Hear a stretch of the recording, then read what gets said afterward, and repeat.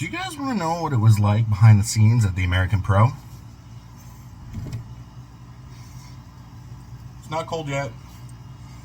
So I recently competed at the WRPF American Pro out in Manassas, Virginia, run by Micah Marino and Anna Smash. I was talking with Anna after the meet. She basically said that no other meet director felt confident enough with the idea of the American Pro other than Micah, because the production was way over the top compared to any other meet. All the other meet directors basically said that it's too ambitious. It's not going to happen. You're not going to make any money. You're not going to be able to put up a quality meet going on. They fucking smashed it. So the production side of the American Pro, as an athlete, before the meet, they had to send a couple pictures of us, a small bio, and I had no idea what they were going to do with that. And they ended up taking out the background of the pictures and throwing our pictures up on the lifter bio wall, which that massive screen was a little intimidating when I first saw it. Once I got to about third deadlifts, I was kind of used to it, the flashing lights and everything, the smoke machine. At least they didn't have the smoke machine like really right in front of our faces, so we didn't have any trouble breathing due to the smoke machine. The Salisbury Center in Manassas, Virginia, formal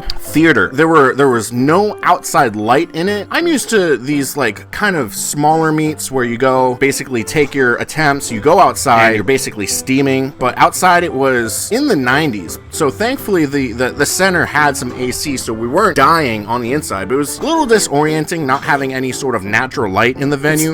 I think it might be something a little more to get used to rather than a negative of the production. The meet as itself, as an athlete, it honestly left me a little speechless. The judging was on point. I know I went 1 for 3 on squats, but my opinion on judging is the tighter, the harder the judging, the less the internet trolls are going to start talking about, well, they only got this lift because X judging, that judging. It basically shuts all the haters up. I'm glad that the judging was harsh. This isn't a video about judging. We're talking about the American Pro. Judging, fantastic. The pauses on benches, a little long. I'm not gonna bitch and complain about it. So the warm-up room, fantastic. They had a bouncer and you had to have a specific bracelet to even get into the warm-up room. Yeah, they made you pay for your coach a little extra to get them in that segregated room where no fans, no extra people were just crowding. At those local meets, you've seen a lot of people crowd the warm-up room. It gets so claustrophobic, so hot. There's people just in the way constantly. You had none of that. There were chairs for everyone. Not only did they have a segregated warm-up room, they had a projector showing the live stream of the meet going on, so you knew what was up. They also had a second projector with the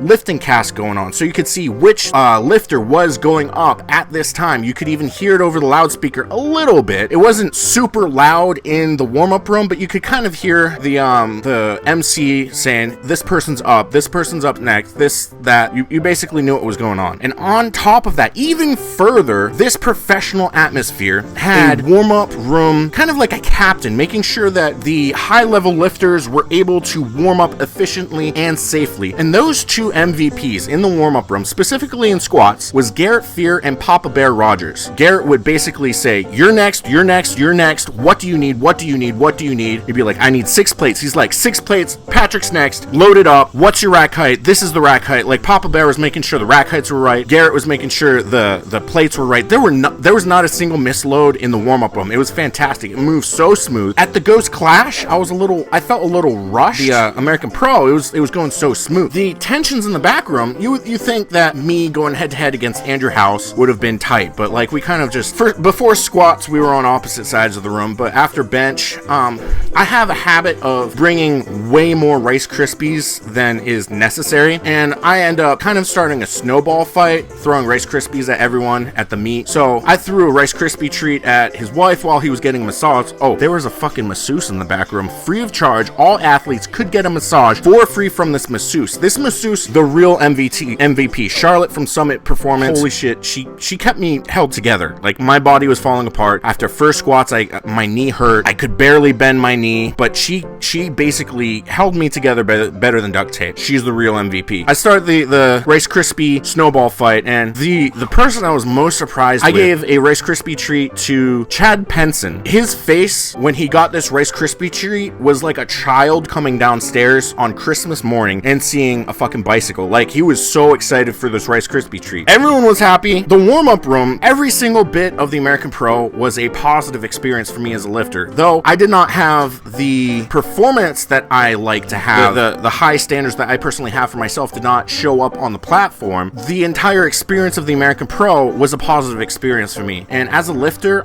basically what's going on is the American Pro is that one hot chick that you swear you're gonna marry. I married mine. That just gives massive, like, fantastic head, like, everything going on in the bedroom. And then suddenly you're not together anymore and you can't get hard for anyone else. You know? Once you have that amazing fuck, you can't do anything else. So you have to, you go back to that fuck. My next meet is the Pioneer Open, USPA. Dan Bell bullied me into that. I would like to basically target whatever meet that Anna and Micah are putting on and compete at those meets, because the production, the value that the lifters held, like, they treated us like professional athletes. It was fantastic. The value that us athletes had at this meet, it was more than individuals, it was as professional athletes, was fantastic, and it was the most positive experience within powerlifting that I ever had. So I hope you guys kind of learned a little bit as to the unveiling of what was going on behind the scenes as an athlete at the American Pro,